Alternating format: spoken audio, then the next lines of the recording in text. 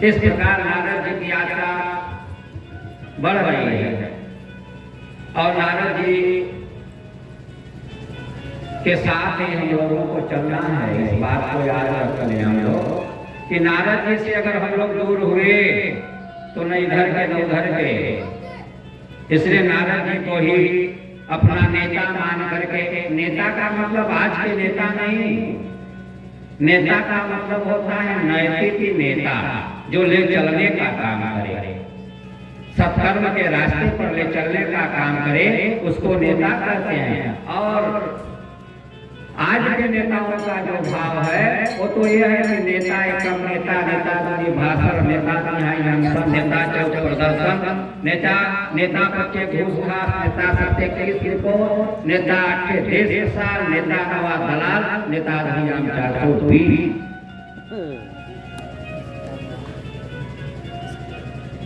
नेता की परिभाषा है। तो इस नेताओं की हम बात नहीं कर रहे हैं। हम लोगों को अपना नेता मानना है किसको? नारद जी को। गुरु से बड़ा कोई नेता होता है क्या? जीवन की राह को बदल देता है, जीवन की यात्रा के लिए पूरा मार्ग ही जो है निष्कंटक बना देता है। उस गुरु से बड़ा कोई नेता है क्या? तो हम लोगों के गुरुदेव नारद जी ही हैं और उन्हीं को नेता मान करके भी हम लोगों को अपनी यात्रा में चलना है। क्यों चलना है? क्योंकि यात्रा सफल हो जाएगी। क्योंकि नारद जी जिससे मिले, विचार करिए, जिससे जिससे नारद जी मिले सबका कल्याण हो गया। अभी आज भक्ति महारानी से मिलने वाले हैं, भक्ति और ज्ञान वैराग्य का कल्याण हो जाएगा। ध्रुव जी से मिलते हैं, ध्रुव जी का कल्याण हो गया। प्रहलाद जी से मिलते हैं, प्रहलाद जी का कल्याण हो गया। यहाँ तक कि कंस से मिले, कंस का भी उद्धार कर दिया नारद जी ने। बोले भगवान की। नारद कोई और नहीं, नारद ज्ञानम। ए बाबू आओ, 1 रुपया मेरे से भी ले लो। आओ लाला। बोले भगवान की। तो नारद ज्ञानम ददाति नारद, जो पवित्र जल के समान ज्ञान करा दे उसको नारद कहते हैं।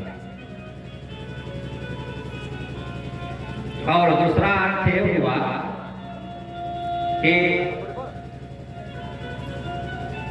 जन्म मृत्यु आवरणम छिन्दयति, जन्म मृत्यु के आवरण को जो सदा सदा के लिए काट दे वह नारद कहलाता है।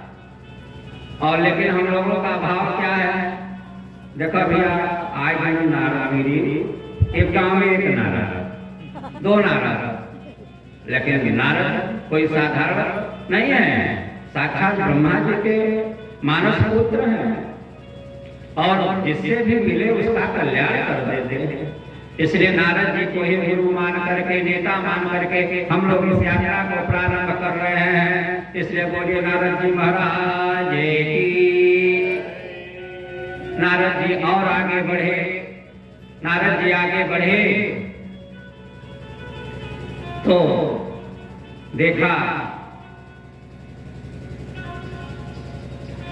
कड़लोभेना कथा सारस्ततो कथा। ये कथा भक्ता लोग पढ़ के लोभ से कथा के सार को भी मिटाना प्रारंभ कर दिए हैं। मैं नहीं कर रहा हूं, अपने मन की कोई बात ही नहीं बोलूंगा। एक एक अक्षर यहाँ लिखा हुआ है भागवत जी में, उसी को मैं आप लोगों को सम्मुख कर रहा हूं।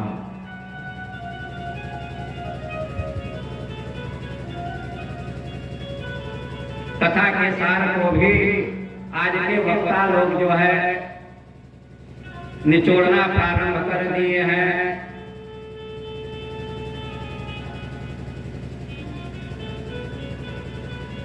इस प्रकार पुनः आगे बढ़े। जब आगे बढ़े तो देखे इतनी सठता साक्ष्य दुष्कर्म कार्य। नारद जी ने विचार किया आपको यहाँ से निकल कर चलना चाहिए, यह पृथ्वी तो देखने योग्य बची नहीं, रहने की तो बात बड़ी दूर की है। नारद जी ऐसा विचार करके बढ़ रहे थे, सहयोग से देखे आगे कि एक जो है खिन्न मन से युवती बैठी हुई है और हजारों हजार युवतियां देवियां उसकी सेवा कर रही हैं। तो नारद जी को लगा कि इतनी स्त्रियों के बीच में, देवियों के बीच में कौन जावे, धीरे से किनारे होकर निकल पड़े। लेकिन नारद जी सोच भी नहीं पाए कि निकल पड़े, किनारा कर ले। इतने में उस युवती ने आवाज लगाया, क्या भो भो साधो क्षणं तिष्ठ मम चिंता विनाशय।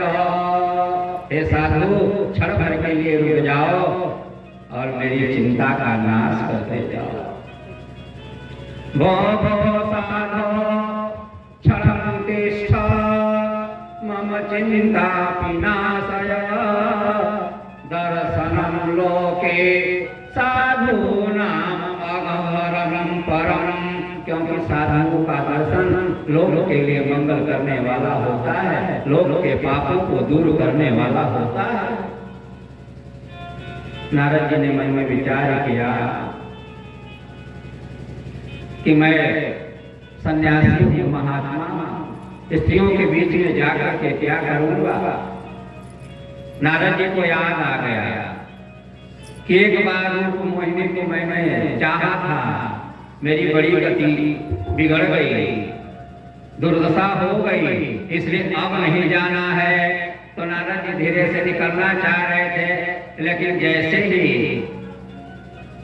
प्रश्न भी इसी पंक्ति का और उत्तर भी इसी पंक्ति का, भक्ति महाराज उस युवती ने कहा कि साधूनां लोके दर्शनम अघोरं परम। अघोरिति पापः इत्यम अघः पापात् दर्शना साधुना। साधुओं का दर्शन न हो तो पाप का बोलबाला हो जाए, बढ़ता जाए पाप। इसलिए नारद जी को संतुष्टि हो गई। नारद जी ने कहा कि कोई सब परिवार की लगती है, सब घर की औरतें लगती हैं, चलो साधु में हमको तो सबकी सुनना ही चाहिए, जाना ही चाहिए। तो नारद जी जो है उस युवती के पास चले गए, देवी के पास चले गए। नारद जी ने जाकर के कहा,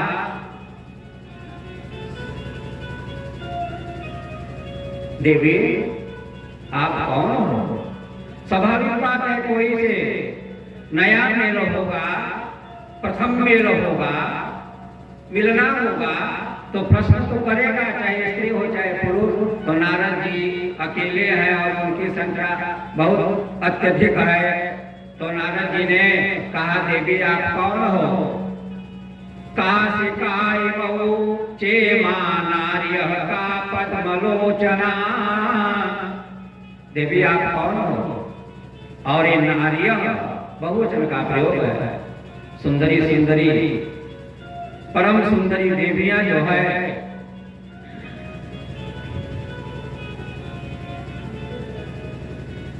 ये कौन है? तो शिवजी ने गंभीर वाणी में कहा, बाबा जब आप सब कुछ जानते हुए पूछ रहे हो ना, तो मैं बताती हूँ। वह युवती उत्तर देना प्रारंभ करती है, कहती है, उत्पन्नाहं द्रविड़े वृद्धिं कर्णाटके गता क्वचित् क्वचित् महाराष्ट्रे गोर्जरे लतां गतः। उत्तर दे दिया, कहा उत्पन्नाहं द्रविड़े, बाबा मैं द्रविड़ देश में उत्पन्न हुई, कर्नाटके गता और मेरी युवावस्था कर्नाटक में हुई, उत्पन्न तो मैं, प्रकट तो जो है, पैदा तो मैं द्रविड़ देश में हुई और मेरी युवावस्था कर्नाटक प्रदेश में हुई, लेकिन क्वचित महाराष्ट्र, कुछ महाराष्ट्र में भी मेरी युवावस्था वह बनी रही। लेकिन जैसे ही मैं गुर्जर में गई, वहां जाकर के जीर्ण शीर्ण हो गई। गुर्जरे जीर्णतांगतः, गुर्जर मतलब गुजरात। और आप लोग तो देख ही रहे हैं, मैंने मुरारी बाबू जी चुनाव में आए थे, गुजरात वाले कथावाचक जो हैं, तो उनसे मैंने ही प्रश्न किया था। उस समय हम पढ़ के उसी साल निकले थे, आचार्य मेरा फाइनल हुआ था। संयोग से वो कथा लग गई, उनकी आए, तो मैंने गुरु आज्ञा दी कि गुरु जी क्या यह प्रश्न मैं कर सकता हूँ? कहा क्या कि भक्ति कर रही है, यह युक्ति जो है वो भक्ति ही तो है। भक्ति कर रही है कि मैं द्रविड़ में उत्पन्न हुई, कर्नाटक में बढ़ी, वह मेरी युवावस्था महाराष्ट्र में भी बनी रही। लेकिन जैसे ही गुर्जरे जीर्णतांगतः, गुजरात में मैं गई, जीर्ण हो गई। तो इसका कारण क्या है? तो बताया कि वहाँ पाखंड का बोलबाला है। गुजरात में बहुत ज्यादा पाखंड का बोलबाला। यद्यपि गुजरात में भी तुकाराम जी जैसे बड़े बड़े परम संत हुए हैं, लेकिन फिर भी ऐसा बोलबाला है कि आज आप देख लो, ये दो गुजराती लगता है भारत को पूरी तरह से निकल जाएंगे। बोले भगवत भगवान की।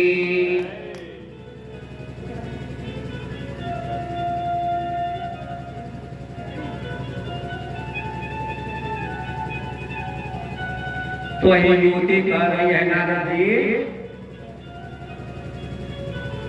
और ये जो देवियां मेरे सामने बैठी हुई है ना, कोई छत चला रही है, कोई चमर डुला रही है, कोई भजन चला रही है, ये कोई साधारण देवी नहीं है। ये सब गंगा सरितश्चेमा मत सेवार्थम समागता, गंगा आदि नदियां हैं और मेरी सेवा में नियुक्त की गई है।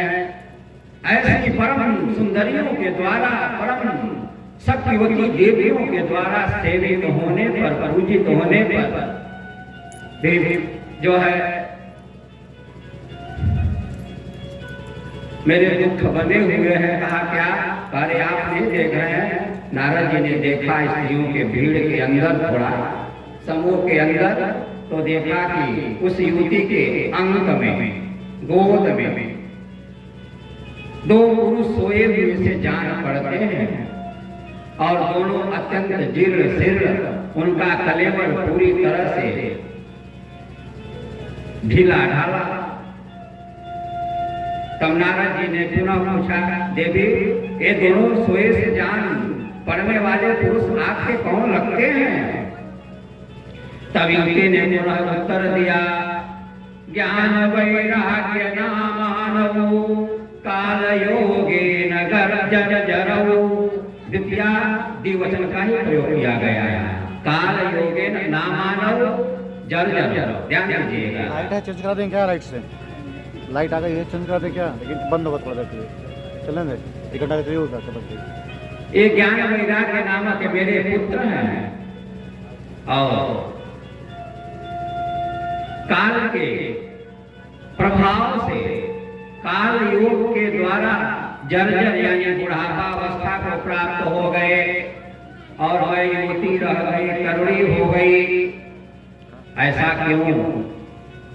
होना तो यह चाहिए, माता जो है बूढ़ी हो, पुत्र युवान बने रहे, तरुण रहे।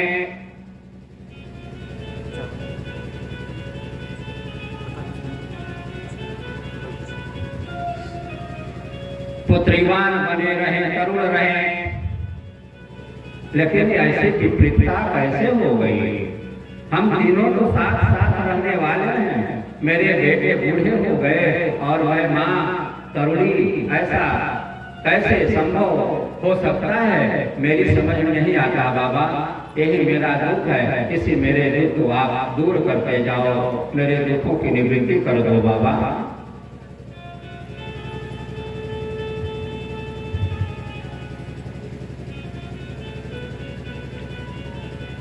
नारद जी भी विचार करने लगे। नारद जी ने विचार किया कि बिल्कुल यह उल्टी प्रकृति, माता बूढ़ी और पुत्र तरुण रहे हैं और यहाँ तो ठीक विपरीतता ही विपरीतता दिखाई पड़ रही है। पुत्र जो है बूढ़े हैं, माता तरुणी है, युवान है, ऐसा कैसे हो सकता है?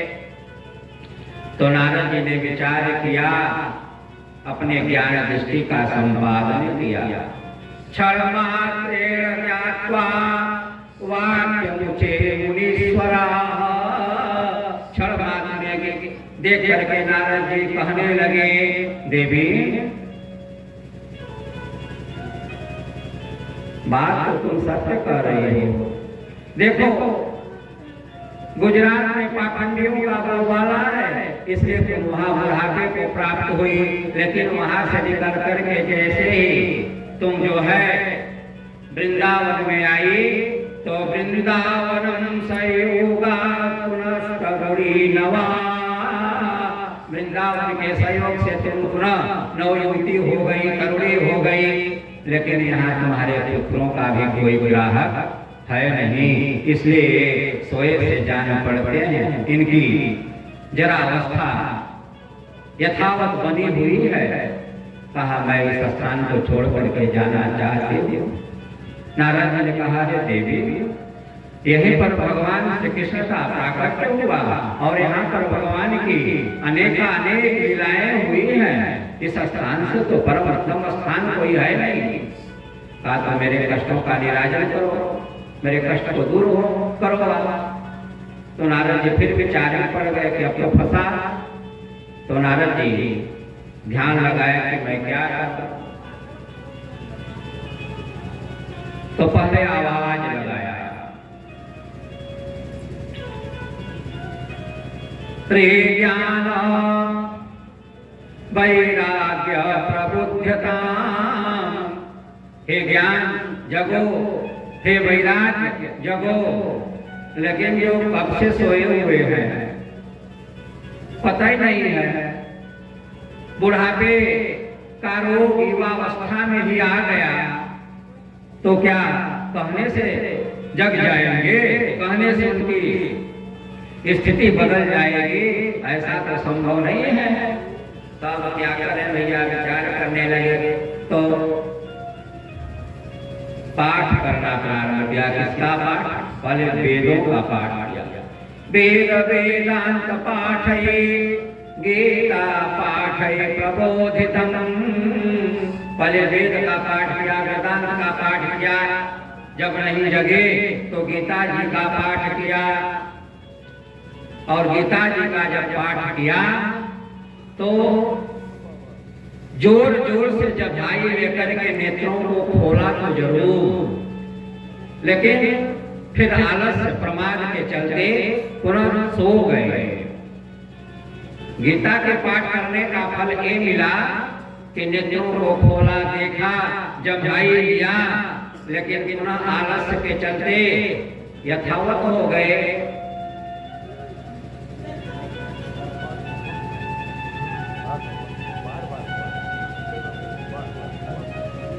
और गीता के पाठ से कुछ चेतना बनी, चेतना लौटी। और गीता का ग्रंथ तो चेतना के लिए होता ही है।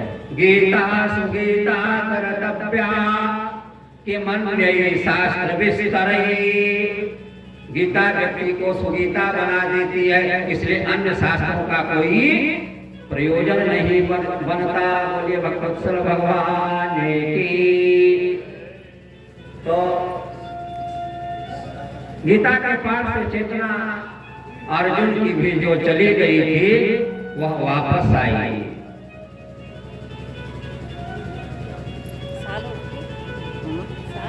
तब नारद जी ने विचार किया, अब मैं क्या करूं? भक्ति ज्ञान वैराग्य के कष्ट को मैं दूर कैसे करूं, क्या करूं, कुछ मेरे को समझ में नहीं आ रहा है, अब मैं क्या करूं। तब नारद जी मन में विचार किए कि मैं चल के, पृथ्वी इतनी बड़ी है, कहीं ना कहीं इसका उत्तर मिलेगा। पुनः विद्वानों के पास, योगियों के पास, यतियों के पास, सन्यासियों के पास जा करके पूछना प्रारंभ करते हैं। मार्गे पृच्छान मुनीश्वरा, रास्ते में चल रहे पूछ रहे हैं, चल रहे पूछ रहे हैं।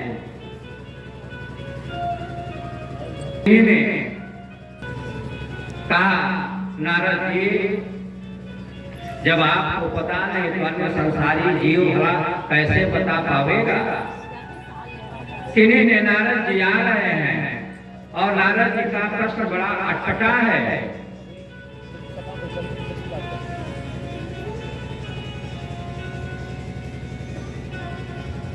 नारद जी का प्रश्न बड़ा अटपटा है। यही मोबाइल में जाना है तुमको, हैं?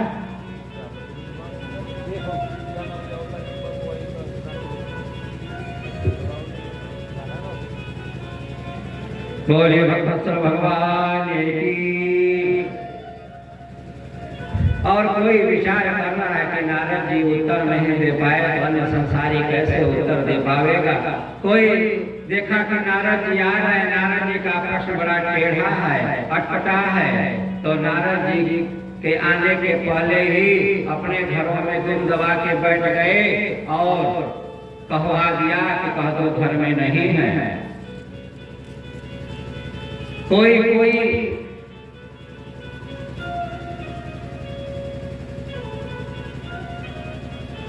तो नारद जी के प्रश्नों का उत्तर न देना पड़े, नारद जी का सामना ही नहीं किया, इधर उधर हो गया। फिर नारद जी ने विचार किया कि अब मैं किससे पूछूं, क्योंकि आकाशवाणी ने तो गुप्त रूप से ही यह बात कही है कि सत्कर्म करो, और उस सत्कर्म का नाम नहीं बताया। कौन सा सत्कर्म किया जाए जिससे ज्ञान, वैराग्य, भक्ति के कष्ट का निरावरण किया जा सके।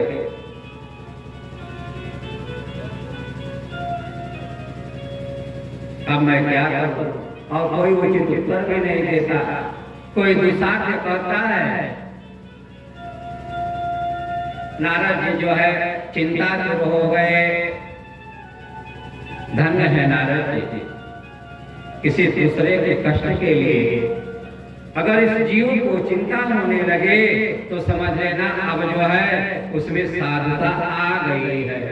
आ रही है नहीं, आ गई है। साधुता ही साधु का प्रथम लक्षण होता है। तो नारद जी मन में विचार करने लगे, अब मैं क्या करूं, कौन सा सत्कर्म करूं। आकाशवाणी ने तो मात्र इतना ही कहा, सत्कर्म तो विधास्यति, सत्कर्म करो, लेकिन कौन सा कर्म करो। महामृत्युंजय का जप कराओ, विष्णु सहस्त्र नाम का पाठ कराओ, दुर्गा सप्तशती का पाठ कराओ, नवानंद का जप कराओ, अमुक अमुक यज्ञ कराओ, कुछ भी नहीं। एक सत्कर्म करो। तो इस सत्कर्म को कौन बतावेगा, और इस सत्कर्म का नाम क्या होगा, और यह सत्कर्म कैसे किया जाएगा। जब नारद जी को कहीं निश्चित उत्तर नहीं मिल पाया तो नारद जी एक टक आकाश की ओर देख करके मन में विचार किया कि अब मैं चल के जो है बद्री वन में तप करूंगा। और नारद जी जो है वहां से बिना विलंब किए, जैसे ही मन में विचार आया, वृंदावन से बद्री वन को निकल पड़े। बद्री वन मतलब विशाला बद्रीनाथ जी के लिए, क्योंकि भारत की दो भूमि ऐसी है, साधना यथाशीघ्र फलवती होती है, सिद्ध होती है। साधना करने के लिए अगर आप बद्रिकाश्रम चले जाइए या तो नर्मदा जी के तट पर निवास करिए। नर्मदा के क्षेत्र में रह करके यदि हमारी साधना हो तो वह भी अत्यंत फलवती होगी, यथाशीघ्र फल मिल जाएगा। और बद्रीनाथ धाम में चला जाए तो जो न जाए बद्री उसकी काया ना सुधरी। इसलिए बद्रीनाथ को अवश्य जाना चाहिए। क्यों? अपनी काया को बना लेना है।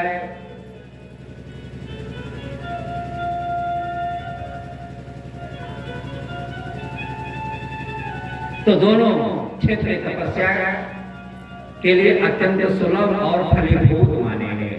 इसलिए नारद जी ने बद्रिकाश्रम का चयन किया और निकल पड़े बद्री विशाल के लिए। बद्री विशाल के लिए जब नारद जी गए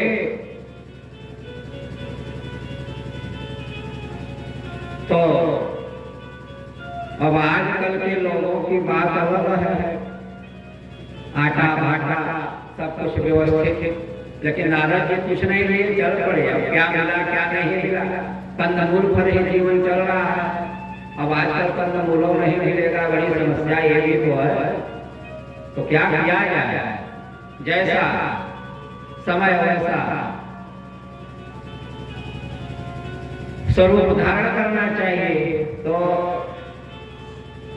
नारद जी विशाला भूमि में पहुंच गए और अब भगवान बद्रीनाथ जी को प्रणाम किया। फिर निकल पड़े कि अब मैं कब करूंगा।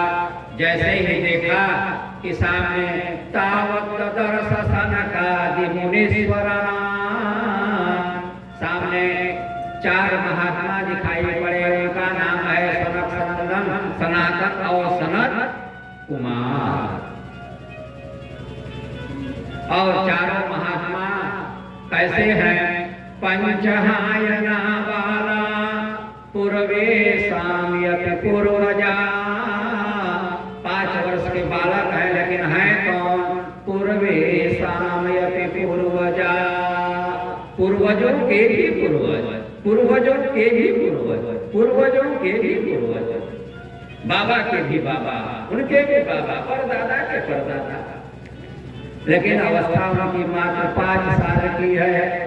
5 साल से एक क्षण भी ज्यादा नहीं होती थी, ज्यों की त्यों 5 साल की ही बनी रहती है। इसीलिए जो है यहाँ ज्ञान जी लिखते हैं पंचहायना वाला पूर्वे साम्यपि पूर्वजा। देखने में मात्र 5 वर्ष के बालक, लेकिन पूर्वजों की भी पूर्वज। नारद जी ने देखा कि सामने चारों महात्मा खड़े हैं तो प्रणाम किया।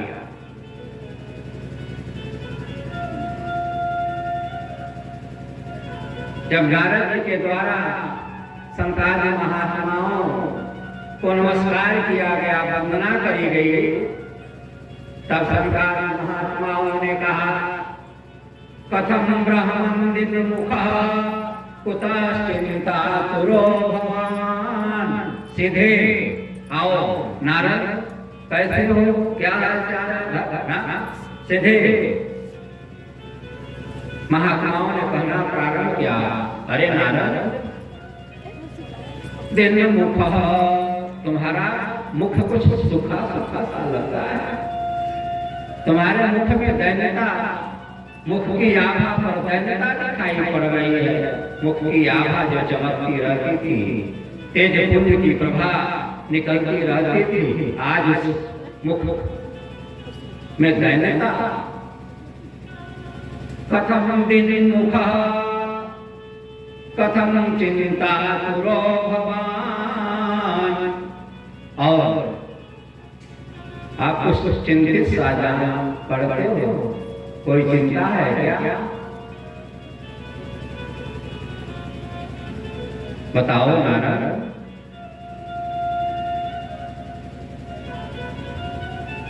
नारद जी विचार करने लगे। नारद जी ने कहा, क्या बताऊं?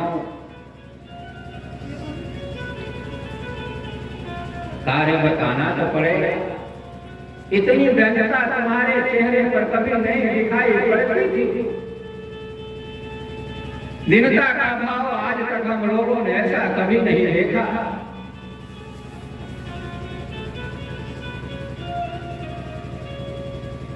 आज दीनहीन के समान तुम दिखाई देते हो नारद, बताना तो पड़ेगा, बताओ।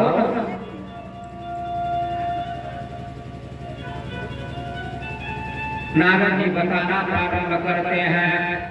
अहम पृथ्वी ज्ञात्वा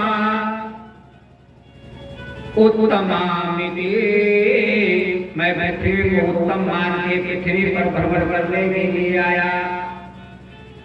काशी प्रयागम पुष्करम गोदावरी हरिक्षेत्रम एवं आदि तीर्थेषु भ्रमणारायितस्ततः। मैंने पृथ्वी के संपूर्ण तीर्थों का भ्रमण किया। काशी, गोदावरी, प्रयाग, पुष्कर सब जगह गया, लेकिन कहीं भी मेरे मन को